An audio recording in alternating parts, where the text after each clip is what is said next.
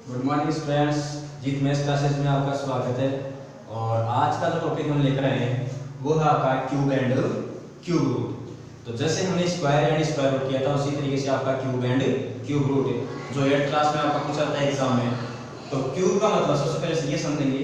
Cube का मतलब जैसे स्क्वायर का मतलब था आपका उसी नंबर को उसी नंबर से मल्टीप्लाई करवा देना 2 टाइम। इसी प्रकार से जो क्यूब है उसका मतलब है कोई भी नंबर दे रखा है उस नंबर को उसी नंबर से 3 टाइम मल्टीप्लाई करना है, 3 बार मल्टीप्लाई करना है। जैसे 3 का क्यूब, इसका मतलब इस 3 को कितने टाइम मल्टीप्लाई करना आपस में 3 टाइम। तो ये क्या है, जैसे 3 मल्टीप्लाई बाय 3 मल्टीप्लाई बाय 3। अब इनको आपस में मल्टीप्लाई करो, 3 3 जा 9 और 9 3 जा 27। इस तरीके से तो कोई भी नंबर हो तो उसका क्यूब फाइंड आउट करना है। तो इसका मतलब क्या करना है, उसी नंबर को उसी नंबर से 3 टाइम मल्टीप्लाई करवाना है। ठीक है। अब हम बात करते हैं हम क्यूब रूट की। अब हम बात करते हैं इसकी क्यूब रूट की। जैसे आपका स्क्वायर रूट था उसी तरीके से आपका क्यूब रूट है। तो सबसे पहले आपके 8th क्लास में 2 मेथड दे रखे हैं इसके। एक तो आपका फैक्टराइजेशन मेथड है, दूसरा आपका एस्टिमेशन मेथड है, आकलन विधि, ऑब्जर्वेशन मेथड जिसको बोल सकते हो आप। तो देखो किस तरीके से आपका, जैसे हमने एक एग्जांपल लिया 4032, इसका क्या फाइंड आउट करना है आपको, क्यूब रूट फाइंड आउट करना है।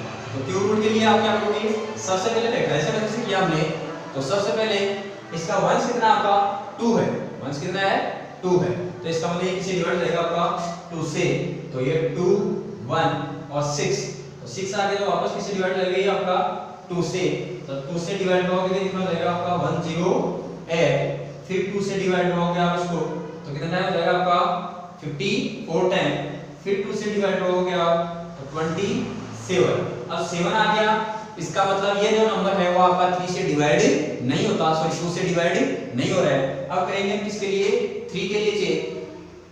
तो 3 का आपका रूल क्या है, 3 का रूल है कि जो भी नंबर दे रखा है उसके डिजिट्स को आपस में क्या करो आप मल्टीप्लाई 8 करो। 8 का 2 + 7 कितना हो गया आपका 9। तो इसका मतलब 9 आपका 3 से डिविजिबल है, तो ये नंबर रहेगा वो भी आपका 3 से डिविजिबल होगा। तो 3 से डिवाइड करवाया तो ये हो गया आपका 9, फिर 3 3 3 और 1। तो करते हैं इसको, ये था आपका 432। तो ये आपका 2 टाइम तो हो गया, 4 टाइम हो गया 2 और 3 टाइम हो गया 3।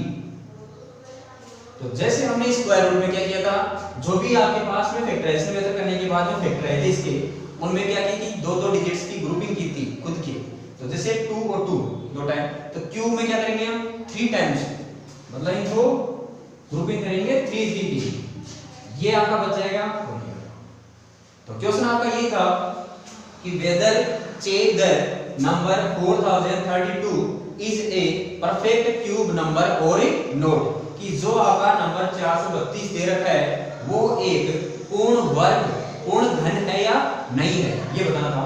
तो हमारे पास में 2 का ग्रुप नहीं बन रहा है, इसका ग्रुप बच गया आपका, इसका मतलब ये आपका परफेक्ट क्यूब नंबर नहीं है।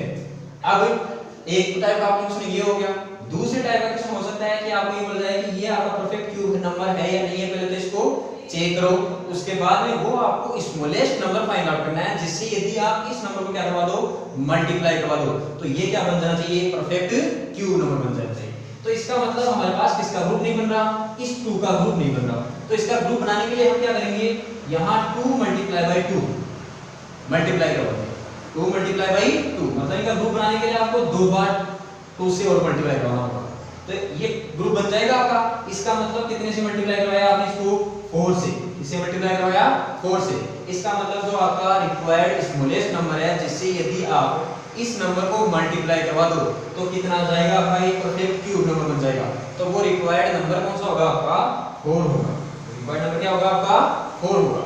अगर यही क्वेश्चन आपका चेंज होगा, इस तरीके से आ जाए कि आपके पास में जो नंबर दे रखा है वो परफेक्ट क्यूब नंबर है नहीं है, इसको चेक करो और उसके बाद में कौन सा वो स्मॉलेस्ट नंबर होगा जिससे यदि आप इस नंबर को क्या करवा दो डिवाइड करवा दो, क्या करवा दो डिवाइड। तो इसके लिए देखो कौन सा नंबर आएगा, ये एक्स्ट्रा नंबर आ रहा है आपका, इसका मतलब वो स्मॉलेस्ट नंबर कितना हो जाएगा आपका 2 हो जाएगा, जिससे यदि आप इसको डिवाइड करोगे तो ये क्या बन जाएगा, एक परफेक्ट क्यूब नंबर बन जाएगा। जैसे आप यहां देख लो, जैसे 2 से हमने इसको डिवाइड करवाया तो हमारे पास कितना आया 216 आया। 216।